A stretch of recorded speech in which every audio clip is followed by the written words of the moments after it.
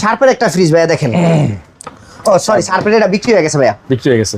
এই যে স্যামসাং এর একটা ফ্রিজ দেখেন, স্যামসাং এই দেখেন চলতেছে ভাই, এই দেখেন না বন্ধ করে আইছে, এই দেখেন পানির অবস্থা দেন, বোতলের কেন টেম্বা করে লাইছে ভাই, বুঝছেন? এটা হলো নন ফ্রস্টের, এটার একটা সেলফ আমি দিয়ে দিব, ওই সেলফটা পাই নাই। আচ্ছা, এই দেখেন নিচে হলো নরমাল, উপর হলো ডিপ, একদম ফ্রেশ কন্ডিশন আছে, মানে কম বাজেটের ভাইরাল জন্য ফ্রিজ। সবচেয়ে বড় কথা হইলো ভাই, আমার ঠান্ডাটাও যদি 100% থাকে, আমার ফ্রিজের একটা টেরে না থাকুক, একটা পায়া না থাকুক, আমার ঠান্ডা হইলে 100% ঠিক আছে।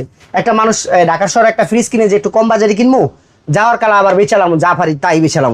এই একটা ফ্রিজের দাম 55-60 টাকা, এটা দিবেন মাত্র আমার ডেলিভারি 7-12 টাকা, আর লাগবো একদম 12,000 টাকা ভাই, আর 60-65 টাকা ফ্রিজের দাম, তাও আবার ডেলিভারি সব 12,000 টাকা দিয়ে দিব।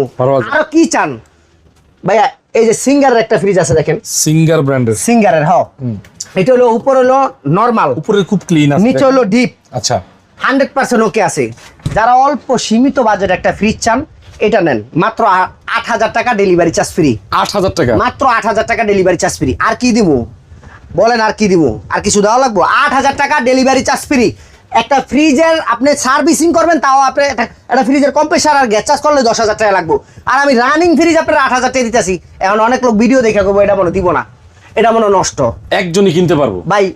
এগুলা কিছু মানুষের মন্তব্য এতটা খারাপ যে এটা মনে নষ্ট, এটা দিব না, এই কারণে কম দাম দিছে ভাই। একটাই আছে 8,000 টাকা, দ্রুত নক দেন।